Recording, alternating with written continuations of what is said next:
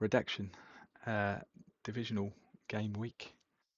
We have another special guest with us this week.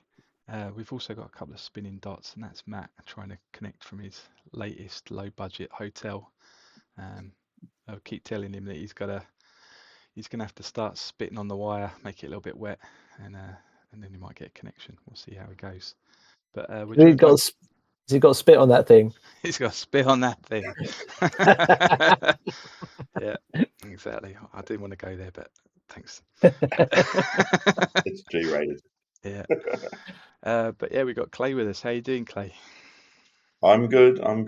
It's very early here, 5:30 a.m. So thanks for getting me up out of bed. Well played, Clay. Well played, sir. No worries, So no worries. And have you had your coffee yet?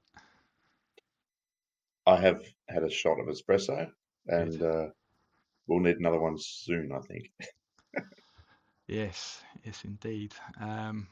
So it might be Matt's hotel Wi-Fi, or it might just be the fact that he didn't want to come on here and gloat too much, maybe. That'd be, I think he's embarrassed. I think like the predictions. I can't remember the numbers, but there were some very large margins being discussed last week. So yeah, you know, yeah, we got him up uh, there. So Matt Right. he had a 52-7, didn't he? He wanted to go yeah, straight. He wanted to talk straight away about the Heroes game the following week, didn't he? yes, So and he was talking about his game over offense, and Mine was and we almost played as them. bad. I had 48-7. oh yeah, yeah, we thought you were going to get a proper thumping, didn't we? Um, I just got a thumping, not a proper thumping. So I did lose. I did. Fair play to Matt. I wasn't expecting to upset him, but so 51-7 was a bit mean.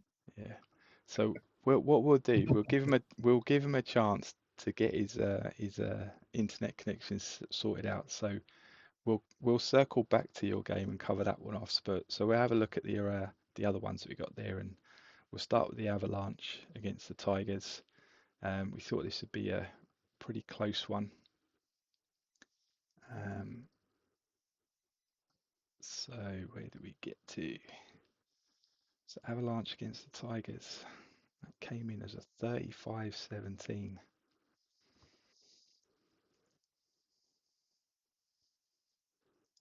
Yeah, I know the Tigers very well, playing them twice a year, and um, I have to say I feel a little bit aggrieved not to have beaten them in week 4 or something at their place.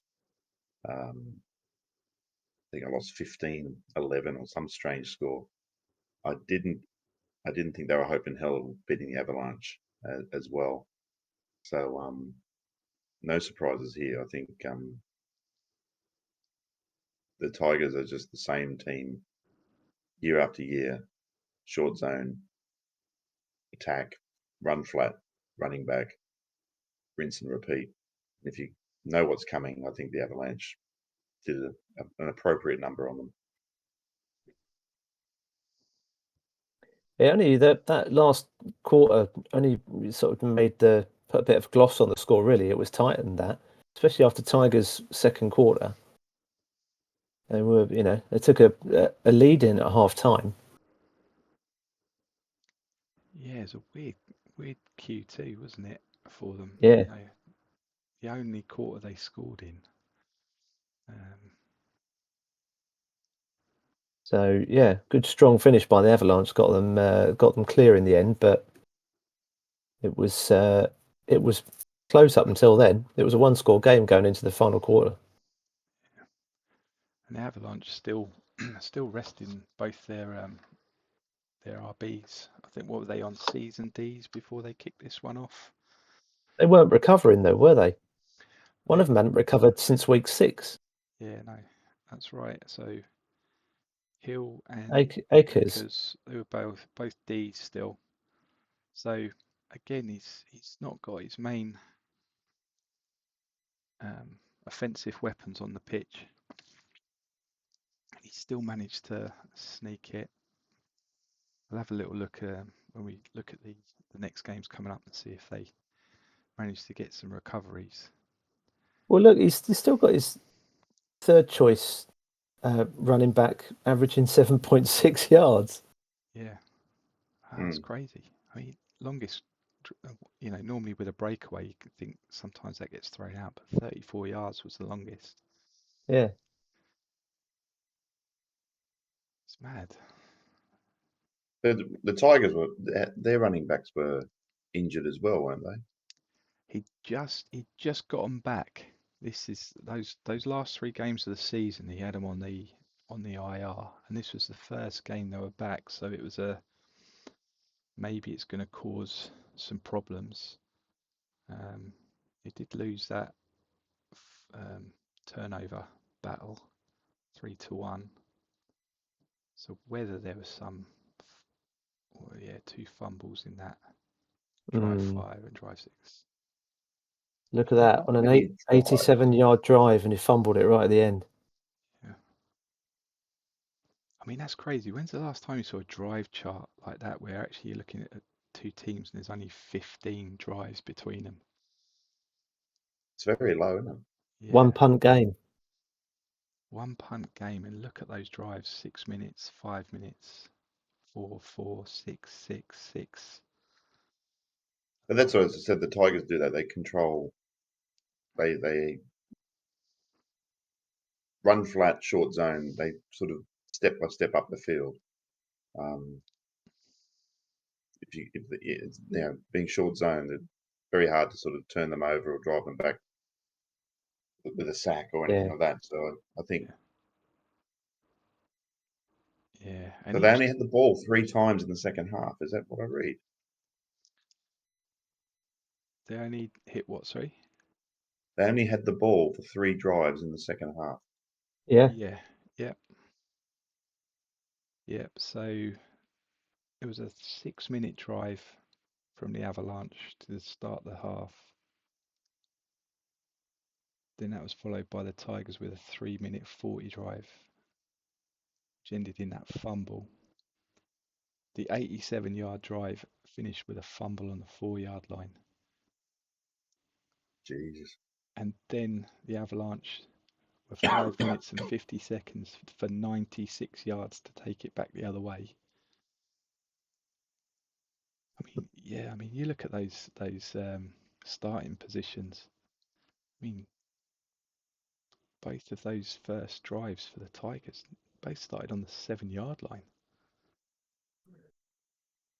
Mm. Wow, that's some crazy drive. I've never seen Good going. that. Yeah, I mean to lose with 4 turnovers on the basis that you've been able to keep the ball for that long and to get it that close. I think they won the clock too. The Tigers. They had more time in possession. Just Yeah. Yeah. So weird game. weird game. Quite a high score then for that amount of drives. Quite a lot of points on the board. But Johnny lives to see another day. Not quite his last game, the Atlantic, and no one really. Well, 24-10 I think was the closest we got there. I think. Anyway, right, Outlaws. Yeah. I'll take that. I thought you would. So we got Outlaws and the Blues.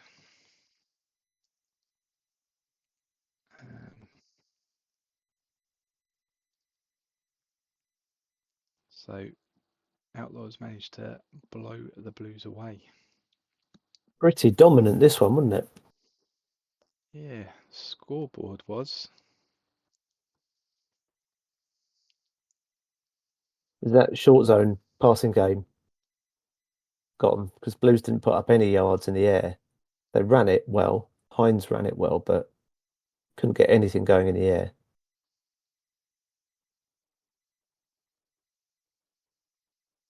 Yeah. Well, there you go. They were back to normal there. There's 27 drives in the game. That's a little bit more Yeah. what I'm used to seeing. Wow, a lot of field goals.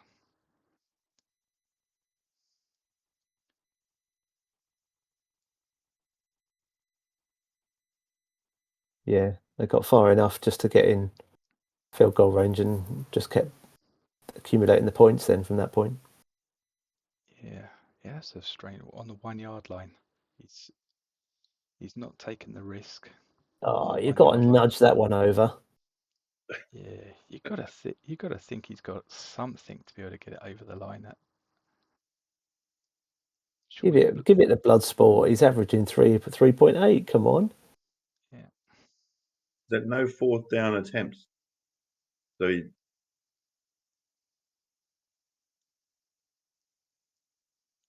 didn't Love even. a fourth down. Yeah, Carl James, you need to sort that one out. That could be the difference in the next games, getting up to the 1 yard line and sending out your kicker. That could be the difference there. There's a box that needs tweaking on that one. Yeah. Even at our 6 and 8 yard line. Oh, dearie me. Yeah. I thought James, Well, as a coach, I thought he had some balls.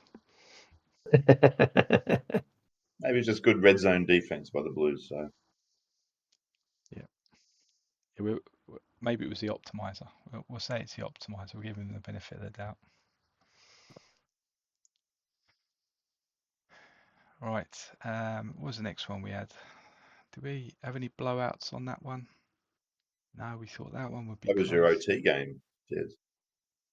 That was my I pick good overtime games. Me, really close one. That Yep, it was almost there. Just Dave another. takes that one. I think. Yeah, Blues just needed 10 more safeties and they would have been fine. Right, let's have a look at the other MFC game and then it doesn't look like Matt's going to be joining us, so we can say what we like in a minute when we get back over to the Kings Stampede game. So Rapiers, Redcoats, surely Richard, as a caretaker, couldn't take him any further. That's against the rules, right? Oh, Closer so than we close. thought.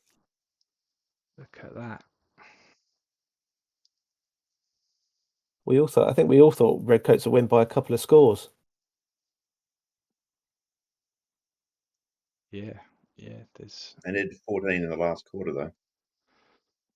Yeah. When did he sneak it in?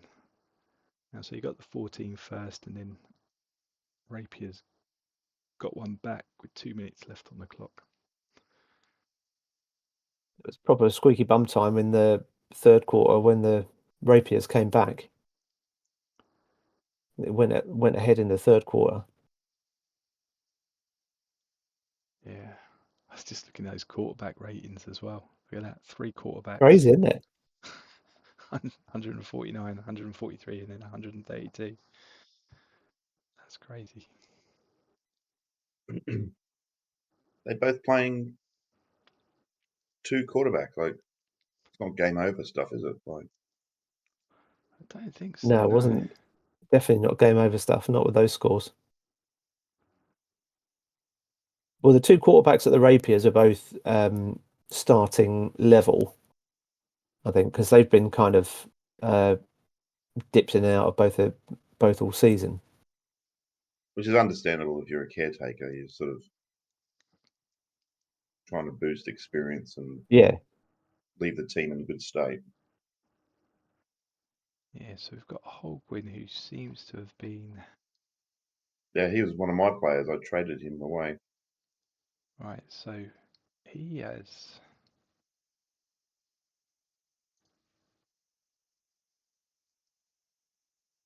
He's playing So he's playing in the wide heavy. offense. Yeah, he's playing in the heavy and he's playing in this 3 wide eye. He's got another 3 wide eye that he's running with Loft Garden. that's So interesting. They're both deep zone though. yeah. But Maybe. Yeah. Oh, I don't know. that just seems odd. I think that's a mistake. Yeah, yeah, no idea why that would be going One on. of them must be better than the other one, either higher level or, one of them's going to be higher with combined level and experience. So you'd play them the whole game, surely. Mm. Well, Yeah. I think Brad's just made a mistake, I think, on that one. But the Rapiers have two quarterbacks that sort of actually not many attempts. Like it's really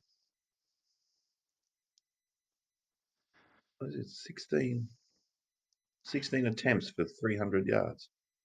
Yep. Yeah, yeah.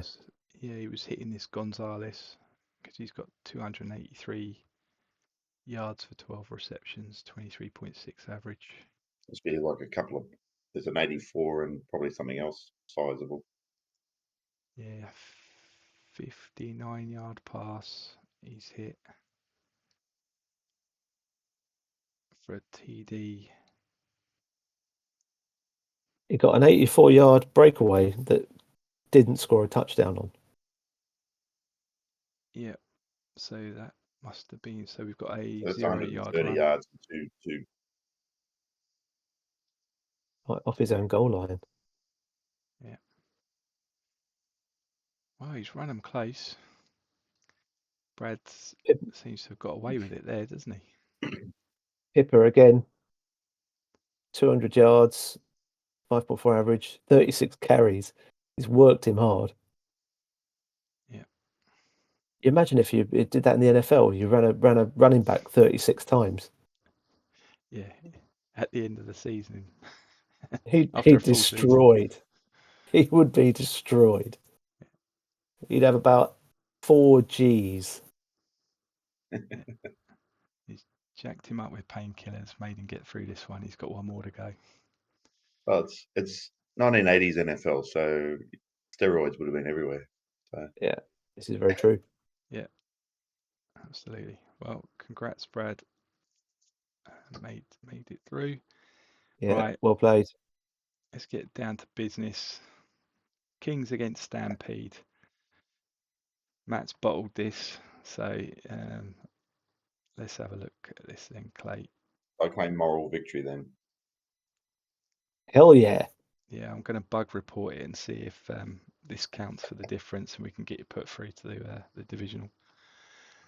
Look at that. You smashed him on yardage, smashed him on first downs. Yeah. Yeah. Turnovers, which has been the bane of my existence all season. Yeah. But, 464 yards in passing. So, and my running back, which he only had 11 carries. Maybe I should have used more steroids. He did okay. He did well. He got that nice breakaway, didn't he? Yeah. But wasn't to be. I wasn't expecting. I wasn't expecting to win. I'll be honest and fair to Matt. To be honest, I think Matt will probably go through to the bowl representing the CFC. But no, I was a bit aggrieved where I 51-7, I think was his estimate score. So I made the playoffs. I won the massive battle for the 6th seed. Yeah. Which we never. Which was, I think, if the Generals had kicked a field goal from the 40-yard line, they would have been the 6th seed. Yeah. Yeah, that was a crazy battle. It was a crazy battle. Was that a good thing though? That kept you in, and that last hope of making it on week 10. Sometimes I it's was hard. always thinking, like, I remember looking at the sort of, because you can see the playoff seedings in that shows you the top 8, and occasionally I'd pip into number 8, but mostly I was like number 9. But I was looking at the draw and I knew I had a good shot, but I didn't expect it to come down to a couple of field goals in 2 different games.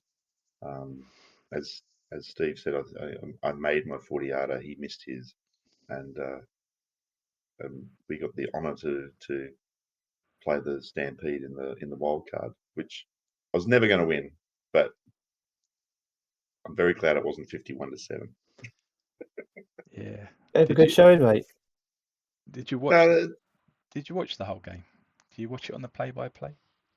yeah. I always watch my games on play-by-play. I must admit, I don't like Dave. I'm a bit bemused at what happens on the other conference. I don't really know a lot, and I do tend to watch some of the key games on the CFC. Maybe not all the way through, but yeah, I think I watched a lot of the I watched the full play-by-play of the round 10 game, the Generals first. I knew I had to then. I can't remember the margin. I think I had to win by 22 or something. I can't remember the margin. And then I watched that, and then this game I was sort of. I'll be honest with you. I was expecting to be. I think the 20 points in the fourth quarter was a great bit of optimization by the engine. I think a lot of my players. What's the attribute with the quarterback when he's behind? Yeah, I think it's Res and Res 2. That one. resilient and all those sort of things. I've got a couple of Bit those of sort of super resilience. attributes. Yeah. And Okay. and for some reason we just came out end of season, got to make it play fourth quarter. There we go. So Yeah, it was this one that made me laugh when I was having a look through it. I'm sure it was around this area where, so he's gone 48-16 up. he's kicked the field goal. You've kicked the field goal. And then I think it's the next score or something. And then all of a sudden the optimizer kicks in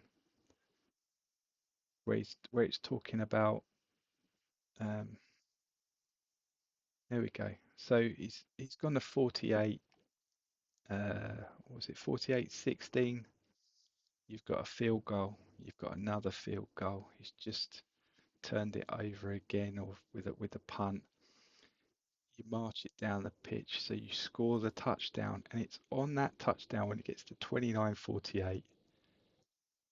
Hamilton Stampede defence believes the job is done with 26 points ahead. But that was right at the point where that 26-point gap went down to 20. Yeah. So Yeah. you just moved past back inside the game over offense, which then was like, it's probably sitting there going, oh crap, it's not 26 points, it's only 20. And then sure enough, you head down and score another one. And he must have been Yeah. sitting there thinking, oh geez, this isn't going to go the right way. I was half hoping there'd be like a onside kick recovery, Yeah. just to The really squib get him kick. going. I don't know why you wouldn't do an onside kick. I have the option ticked, whatever, in the special teams. I know they're very low likelihood of coming off, but surely with less than 2 minutes to go and you're what, That's a more than a 12. score behind. Yeah. Yeah. Even more so And in then a they'll playoff do the game. squib kick. And this is the other thing. They'll do the squib kick and he returns at 35 yards. It's like, Yeah, I mean, if you're gonna have a chance of making someone fumble that return, you want them to fumble that return closer to the goal line as well, right? exactly. Yeah. Yeah. But no, Yeah, special teams has been a bit funny this season. I had that weird thing against the Tigers, I think it was, when my special teams play was a negative yardage. So it's just, I just That was special crazy, wasn't teams it? complete random. It's just potluck.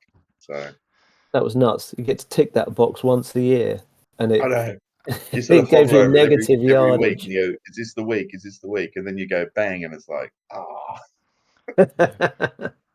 I think next season we'll have to see if we can get some people to look out for their special play tick play, and then we can just award the Redaction's worst special team play of the season, just to see what we collect, because there's going to be. I've never seen. Well, I say never. Can that I don't replace remember Monday Night anything. Football, please? Yeah, that might be slightly more exciting than Monday Night Football, mightn't it? Special teams play of the week. Special teams play of the week. Yeah, that sounds great. We should definitely do that and see if we can get some people stepping forward, and so we don't have to go looking for all the games. But yeah, But to wrap up this one, like, fair play to Matt. Like, I getting into the playoffs at 5-5 with a plus 12 point differential or something was, I think probably the record of the worst playoff team ever to make the playoffs.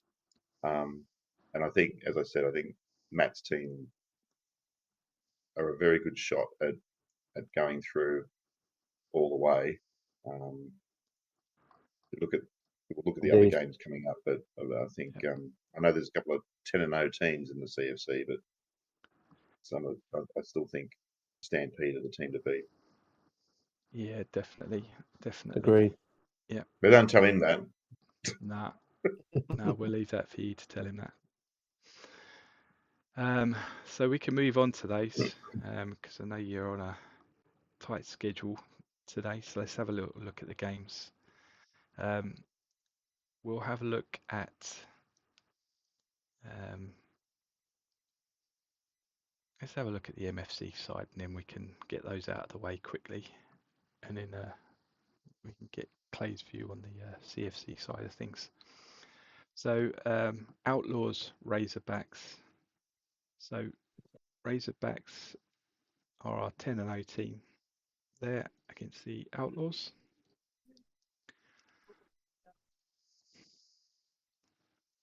Good game, this one. So, I reckon. yep. Again, it's one of these ones I'm wondering whether this is the Razorbacks' first challenge of the season. They had it last season where they went 10-0, and then they got to the playoffs, and then they really kind of found out quickly where they were. What's your thoughts? I think they're stronger than they were last season. They look stronger. Is that Razor's quarterback injured? Yeah, QB Neil has an E. Yeah. Ah. So he's their main guy. Yeah. Have they got a backup? He's not going to play with an E, is he? Is he on IR? Let's have a look. Well, what's an E? That's 50%, isn't it? Yeah. So even if he's level 20, he's not going to play at level We 10. only got one other guy. 7th round draft pick. With a total of 6 minutes of playing time. He's not up to it. Maybe he hasn't got a choice then. He's got to play him. Ooh. What's their running game like? Pretty good. They got Low. He's been Yeah, working Lowe's a through. beast.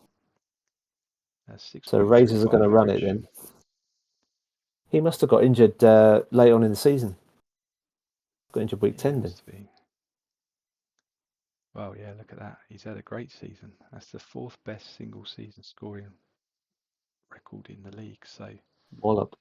He's had a great 37. one. When did he pick So the Razors are going to run it then. When did he pick that injury up? Was that in the last game? Yeah, week 10. Week 10 against the Comets, and it was an F. And he's had a recovery as well. Yeah. Yeah. Wow, the Comets have done a job on the Razorbacks there, by the looks of it. James is licking his lips at that. Yeah. Right. So that's a bit of a potential game changer. Outlaws looking pretty healthy. Razorbacks by 14. Outlaws have about 13 travellers, don't they? So They do. maybe that home advantage isn't going to kick in. Well, that injury is gonna limit their passing game, obviously, but they've still got Lowe's the He's best all running rounded. back in the league. Yeah. So if you're going to rely on something, then that's a pretty nice thing to have to rely on. Yeah, definitely. And Kilgannon's, I mean, defensive ends just seem to come out of Dan's team. There's normally one or two on the trade board because he's like, oh, these are spare. And you're thinking, well, if they're your spares, the ones you keep, you must be fantastic. So, Mm. so again, whether he's got enough there to disturb the short pass game that the Outlaws have got with Show Me the Money out there. So we're picking this straight off the bat. Razors are going to run it, and Outlaws are going to short zone pass to death. Yeah. And we're all in a dome. Right, what do we reckon then? Let's have a little bit of a... I reckon this is going to run close, but I think the Razorbacks are going to do it. I think they're going to beat James's single game plan season again. I think it's going to be 17-24 to the Razorbacks. What do you reckon, Jez? I think that quarterback injury is going to really hurt them because it's going to make them one-dimensional. And if James sets up to defend that run, then it's going to take a couple of yards per play off. So I'm going 17. No, I'm going 2017 in overtime. Oh, here's the OT game. He's getting it in early. There it is. There it is. Okay, Clay. Well, I think the Razorbacks will still win. Be very close. So I'm going to go 17. I'll go 21-28. 21-28.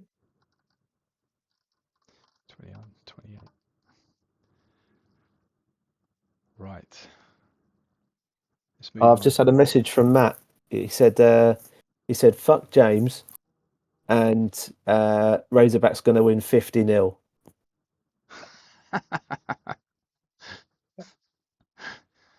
Oh dear, I almost believed you there for a minute.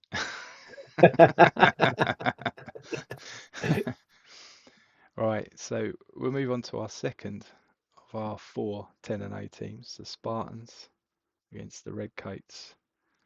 So, Jez, how are you feeling about this one? Is it squeaky bum time yet? I actually haven't looked at it yet, but I've been busy this week. You're so casual.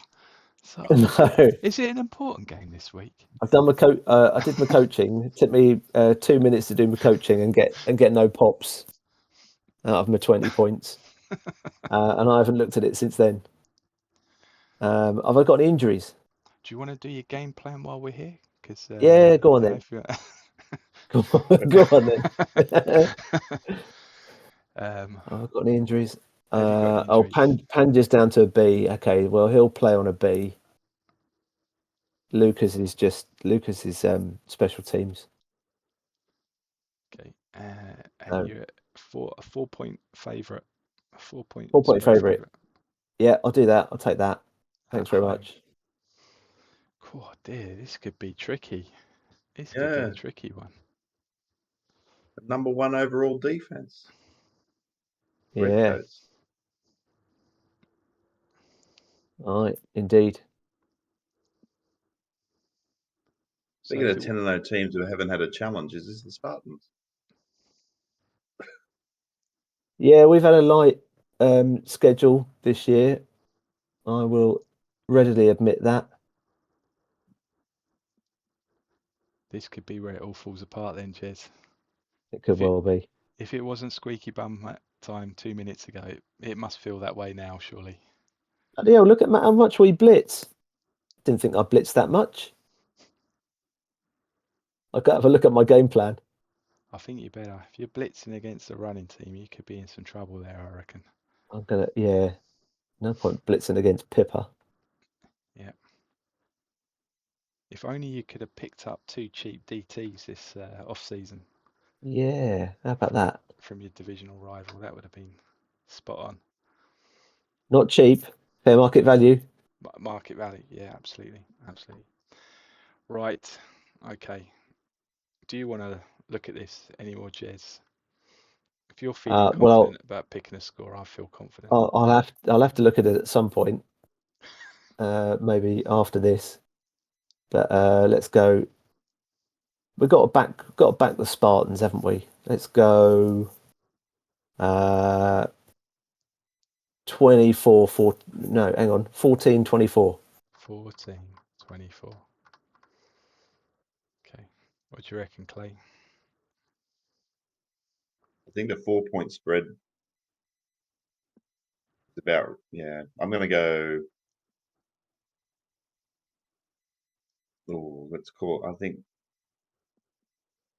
10-14. 10, I think the 14. defense of the Redcoats will hold up, but I think Jez will just get there. Good shout. All right, I'm going to back my divisional team here.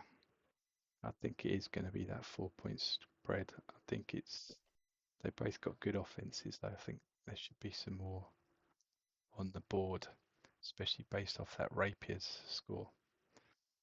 So I'm going to go with a 34.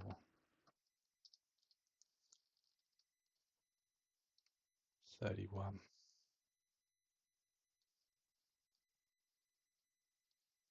OT. Oh, I reckon it's going to be I think it's going to be a good one. And I think Clay may have called it here. This is going to be the first big challenge you've had, and you're going to get found out, Jez. Going to get found out. Plus, your luck in the Oh, playoffs since you've been in the Atlantic's been shocking, really, isn't it? yeah, we've not had the best of luck, but Yeah. Right, let's it's flip back. took them fast. So Yeah. Well, if you get a game plan in, if I thought you'd been thinking about it, I might have gone the other way. But on the basis you're going to literally do this in 10 minutes after this, I think I'm going to. I'll definitely get a game plan in. If it's not tonight, I'll do it on the train in the morning. Right, okay. It's Friday morning here, so like the countdown says 13 hours you've got. So That's all right, and get a good snooze in before then. Right, let's have a quick look at the Avalanche against. You'll be in China by the time I've done my game plan, Clay. I'm not going to China. My wife's going to China. I'm Okay. sticking her off at the airport. Mrs. Clay will be in China then. Yes. Right, so let's have a quick look at. Let's flip back up. Here's our third 10-0 team, the Magpies against the Avalanche. This is big time now. This was a 10-0 versus a 9-1 team, right? Yeah. Very interesting game, this one. Yeah. So let's have I a can look see at this those being injuries. close. So both Akers and Hill have recovered this Got time around, so they're both deceased now. So maybe they're playable, or at least one of them, maybe. You'd think he'd want to get one of them in there at least.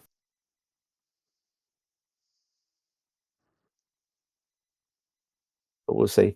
Is that Selmy? Is that his starting centre? That's not going to help his running game if that's Doesn't look like it. his starting centre on it. No. Okay. Don't look like it. Make force. Might be. Might have been, yeah. Yeah, he's. Well, how many games On has he IR, played? he's still got the running backs on IR. Yeah, he Well, is. he obviously trusts his third choice running back, and why not? If he's getting 7.5 yards a carry. Yeah, no, that looks like that was his starting centre. So, oh dear. But maybe it's not so. I mean, a D. Maybe he feels it's not going to hurt that much. I don't know. We'll But see. yeah, Magpies were 10-0. What was their schedule like? I think we took I that. played the Magpies and they trounced me 41-13 there in week 8. So, and that was when, I'm trying to make playoffs and Yeah. And I remember game planning. It was very solid. To me, the team looks solid. Nothing stands out as an individual player, but they're just I just think Gary's done a really good job. I think I voted for him for the Pro Bowl, if that's worth anything these days. Um, Good. and I think the Magpies are just one of these quiet achiever teams. I think they just get the business done. Yep, they definitely have this season for sure. Yeah, they're looking good. I think it could be a close one. Any other thoughts before we have a? I don't think it'll be close. Go on then, Clay. You could kick us off with this one. 7-21. Oh, Back in their Magpies. Yeah. That ooh says you're thinking different, Jez. yeah. I think the Avalanche are going to have enough to get a road win. I'm going to go 34-28. 428. Okay. Man, I really don't know. I really don't Do you know. watch a lot of the CFC, Greg? Like, just out of interest, like. I keep my eye on most of the league, yeah, just to see what's going on. Mainly so I can have a reasonable idea about potential players I Running might go and shows like this. ask. Well, yeah, a little bit of that. Try and be as inclusive as possible. But yeah, just in case there's a player I think, oh, I wonder if they might want to get rid of them. So I keep my eye open. I think it's going to be 28. I think Johnny's going to get unlucky. If that centre is key and he's bringing back a half crook RB still, I think he might just get pipped by the set. He's going to pass. He's going to pass it. I'll tell you what, for a team that's had so many injuries on running backs, he's still got the third best passing game in the league. Yeah. Which is pretty good. And a pretty half decent third choice running back as well. Yeah. So, yeah, I still fancy the launch. Cool. So let's have a look at that last one then. So we've got the Stampede against the Heroes. What do you reckon then, Clay, out of this one, having just come off the back of playing them? What's the spread here? 6 Spread on of this one. 6 to Hamilton on the road. Yeah. Yeah, I think Minty on a B. yeah, nothing major in the injuries. I think the Heroes have not had a tough schedule, I don't think, in comparison. You got to remember Hamilton, the Stampede have come out of they're the second place in the toughest division. Were they second? No, they were first. First, yeah, they it, won it. right?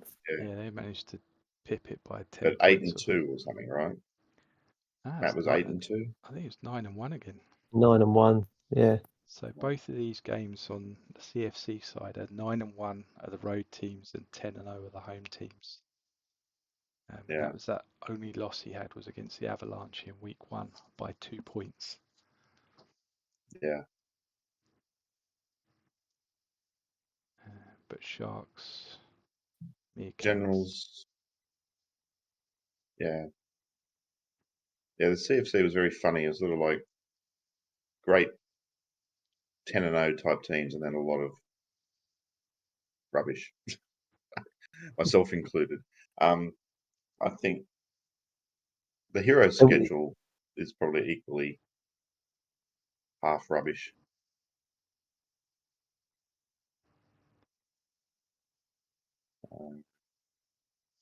Yeah.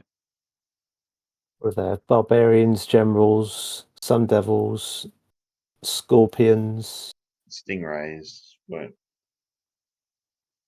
I think Yeah. they were sort of sandbagging at the end as well. That Stingrays result. Yeah. But Matt's got the number one offense. Indeed. So Yes, indeed. that's, Yeah, I think Matt's got enough against the Heroes. I think he's spent big on the quarterback as well, didn't he? And this is where I think that player's potentially going to make the difference against the Heroes, who are heavy passers. So I'm gonna both two deep zone. I think this could be a big one. I think this could be something ridiculous, like a 55-48 sort of game. oh wow, Just on the base, I reckon they could get, I don't know, 26 to 30 drives not in, college. maybe. Well, they're both deep zone again, so it's kind of, if they have those breakaways, we could see drives anywhere from like 20 seconds to a minute 20. So we could get through a few. Yeah. And Heroes aren't going to run it. So the two level 22 defensive tackles are going to sit there twiddling their thumbs all game. Yeah. I think, yeah. Do you know, with HFA, Heroes have got a chance here. Because, like you say, they're just going to bomb it. And it could come down to, one or two interceptions. I'm going to go 34-42 Heroes. Okay. You got so excited you wiped my name off my little post-it note. I know. What do you reckon in Clay?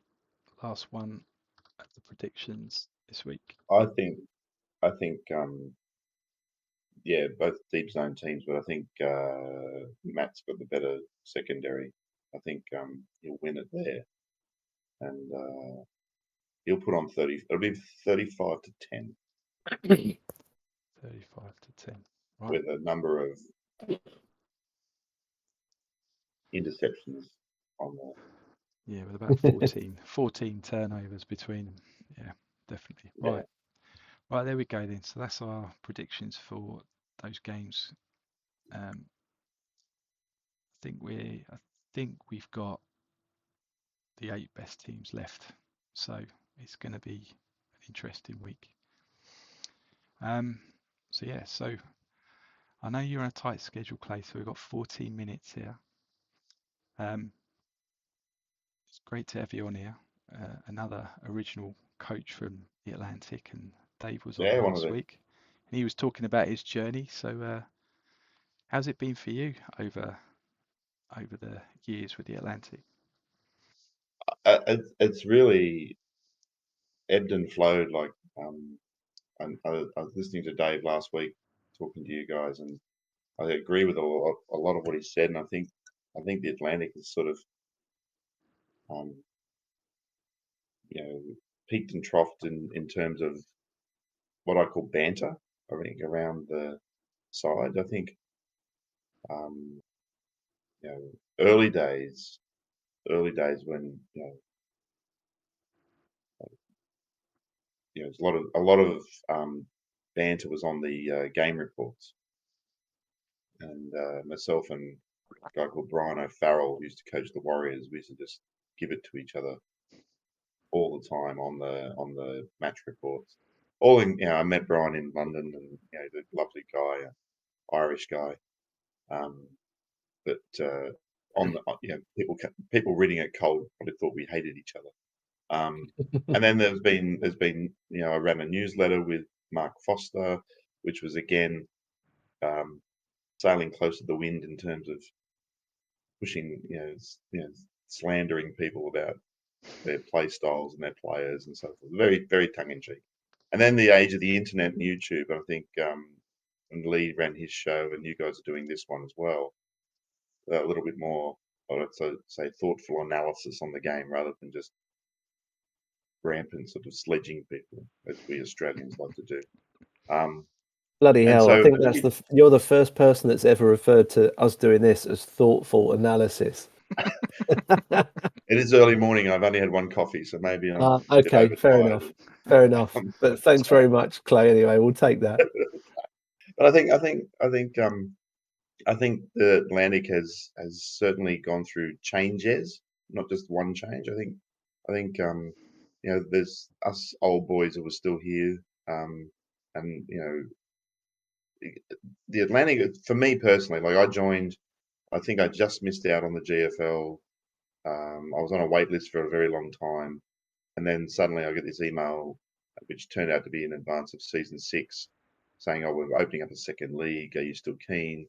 I said yes, and you get thrown in with 31 other players, and I had no idea about the game. I was trying to read the rule book. You didn't get the rule book until that email had come through, um, and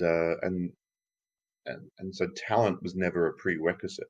But the Atlantic was then held up as this sort of gold or silver league, they called it. And as the Big Sky and the others came through, it was sort of this concept of promotion into the Atlantic.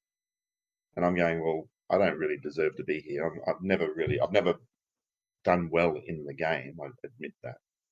Um, I think my problem is I try and build my teams to be depth, and have players at every position and a depth chart. But the reality is you just need 11 starters on offense and 11 starters on defense. The rest is just dead wood. And I think my early days and my team building suffered, and I've never really been a contender for a bowl. I think I had 1-9 season and lost the divisional game. So for me, winning has never been the issue. The driver. It's been more about the banter and the enjoyment of the game and talking to people. And I lived for about a dozen years in the Middle East, and I was able to get to a live draft as a result, which is something Jez has never done apparently. Um, and I enjoy the beer and the discussion on the side rather than the actual drive to win. And I think Atlantic has suffered because now it's sort of seen as a stepping zone into the GFL, which is the creme de la creme. And you look at the names in the GFL, and there's all very good players there, coaches there who've got winning records, and you look at some of the good names that are there, and they're sitting there with 1-9 seasons and struggling, and but that's just the nature of competition. Someone's got to come first, and someone's got to come last. So, and now we've had this sort of hop, step, and a jump into the Atlantic, and then onto the GFL, and I think, and with the contentious issue of affinity teams, which I've never had one because I was in the Atlantic to start with.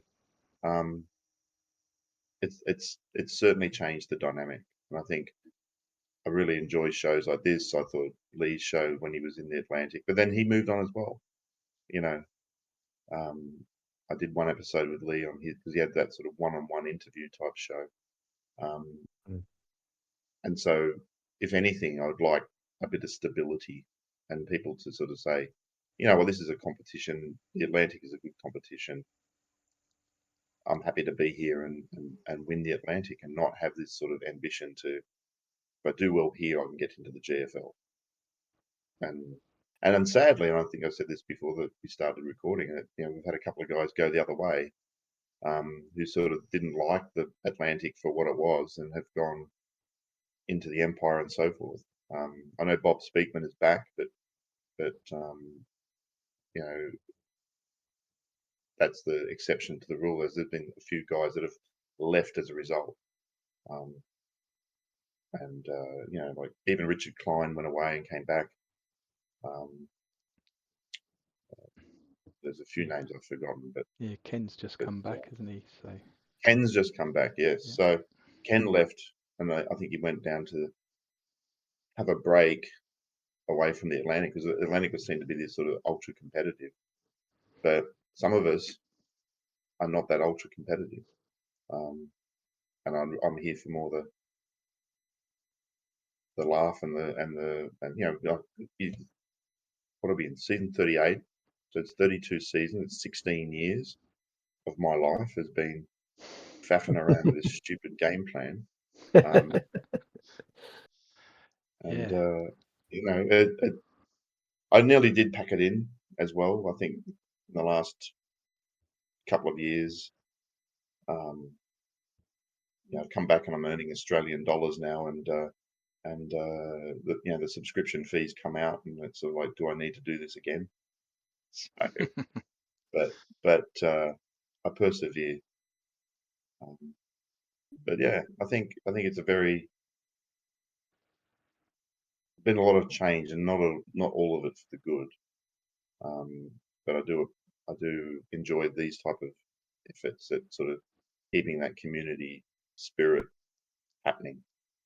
Yeah. No, that's Yeah, good. That's good. Yeah, some of the Good stuff. things over the past couple of seasons that have entertained me as well with you, Clay, is your trading strategy. So there's been a few you times where say we've seen. strategy, but you say strategy as if there's some master plan. I don't. Well, it's like you I say. do feel I don't get enough out of my players, and I do feel that I give players away too readily. That's something that I've been probably addressing over the last couple of years. Um, Jez is always good on his WhatsApp. He always sends me little messages and tries to jump in quickly. Um, I love a trade. and I did nearly do a nuclear build. I did put up a lot of players on my trade board Yeah. a season ago. Matt thought it was all about him, but no, it wasn't. Um, uh, but I actually took some advice. I had a bit of a chat um, with one of the more experienced coaches who aren't in the Atlantic anymore, and had a bit of a mentor session, which I valued greatly. And my team isn't that bad. It needs some work, but it's not that bad. And so I retracted the trade board, and being a bit more selective with my trading. Because again, I think the trading, it's somewhat addictive. I see Matt, for example, has always been along, this get 5 players for a 7th pick sort of type approach, and then he parlays that into a round 3 elite sort of player, with low level, and he's suddenly like, fleshing his team out and going on yet another bowl run. Whereas I'm sort of like, I feel like I've probably been a bit of a easy mark. And so therefore, yes, Greg, sometimes I've sort of lowballed I you, or I never find you an easy mark. The amount of times I send you a message and then I'll be like, oh, yeah, this player on your trade board, and it's almost like you go, oh, have I put him up there? Oh, I didn't mean to put him there. And then off you go again. there's a classic. I was looking at some of the games, and I mentioned the quarterback for the Redcoats, and I traded him away, and he's now this starting quarterback for the Redcoats. He's doing 3,500 yards a season. And you look at the trade of that player, and I received in return a aging running back, and there was no other picks around it. It was like the guy played 2 seasons and probably only ran the ball 20 times, and I gave away a 60 strength quarterback to the Redcoats. And that was not Brad, who's the current coach, but that was I've had a mind blank. The previous coach of the Redcoats, Conrad? Oh yeah, Conrad, yeah.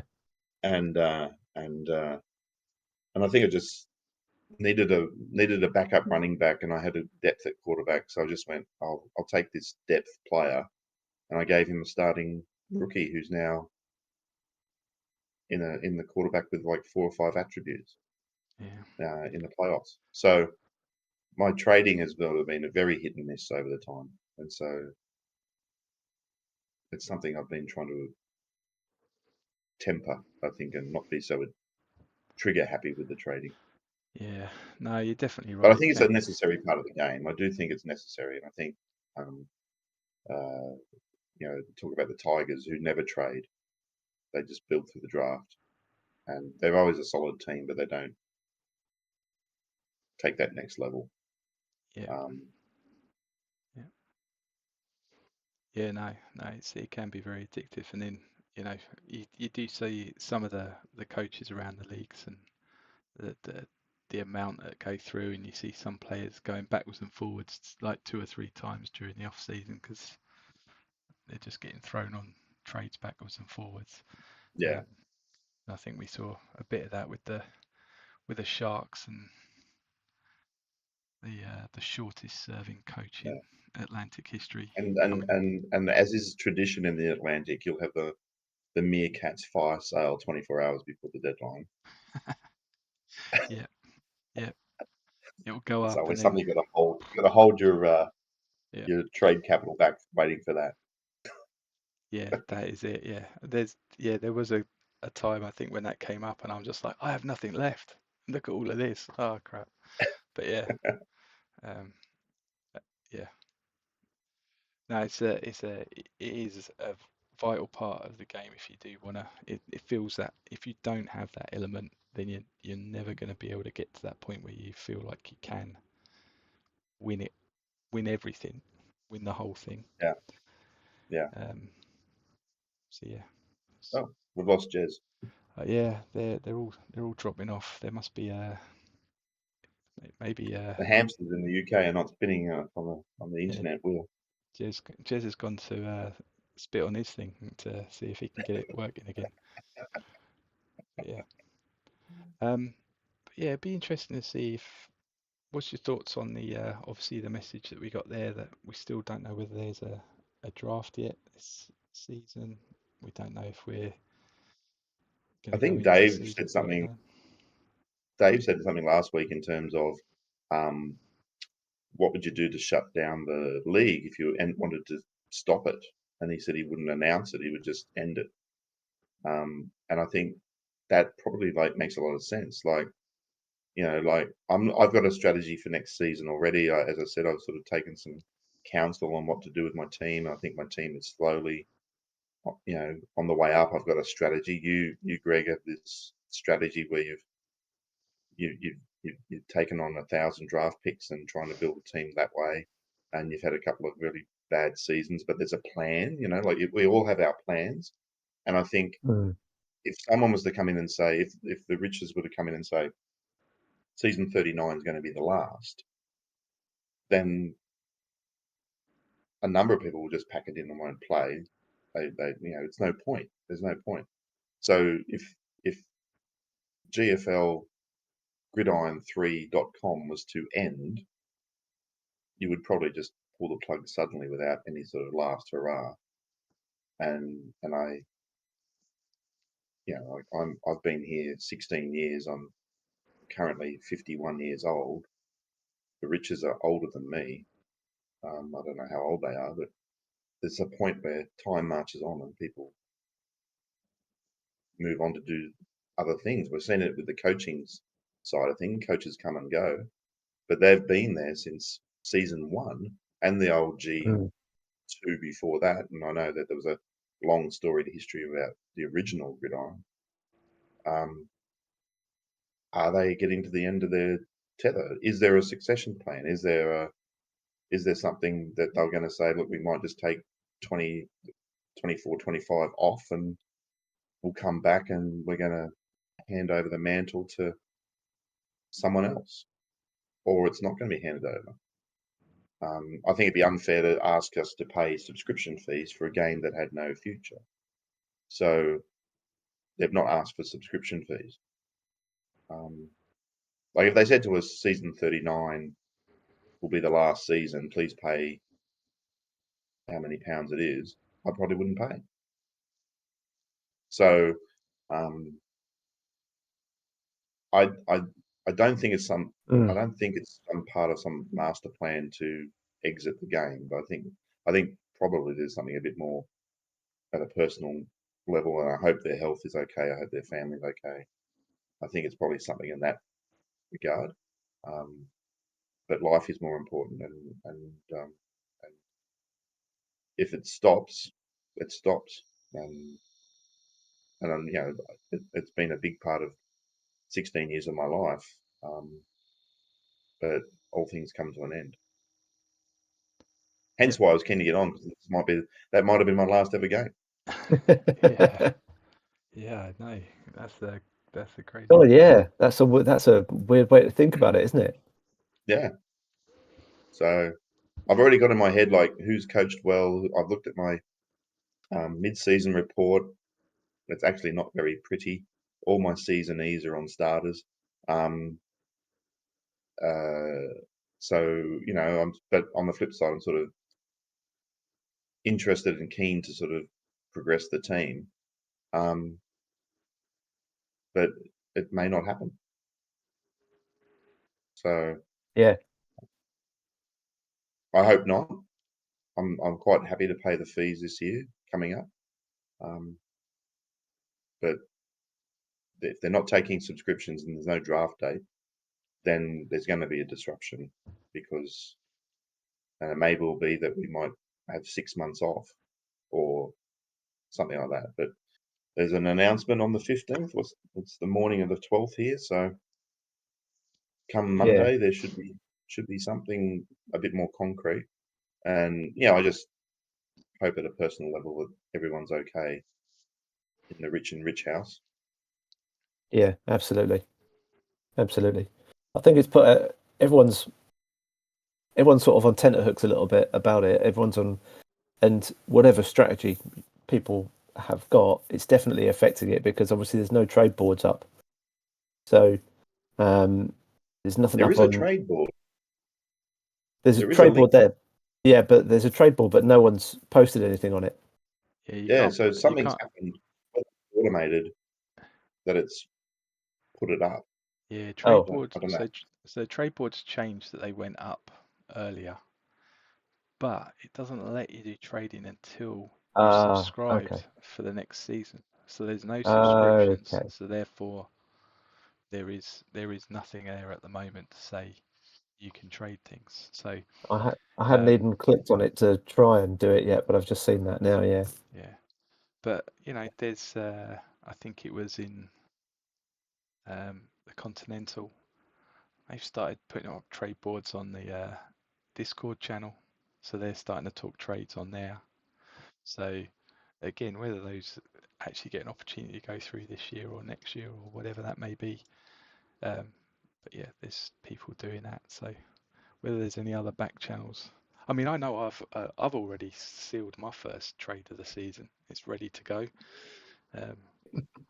So just need that to tick over and then that will go through. But Jez, you haven't WhatsApped me. I haven't, mate. You must have an outside linebacker for me. Always need Maybe. an outside linebacker. but yeah, right. It's been great to have you, Clay.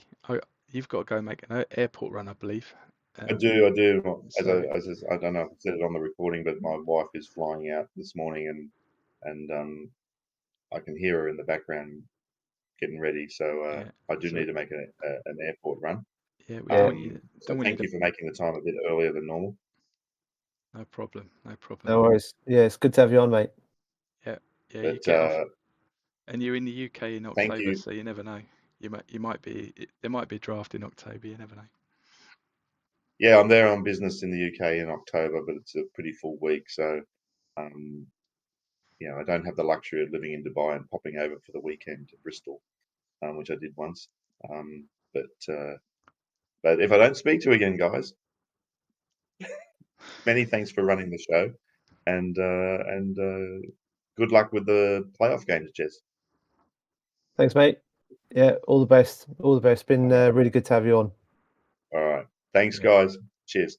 See you later. Cheers, Good Clay. luck, everyone. Bye.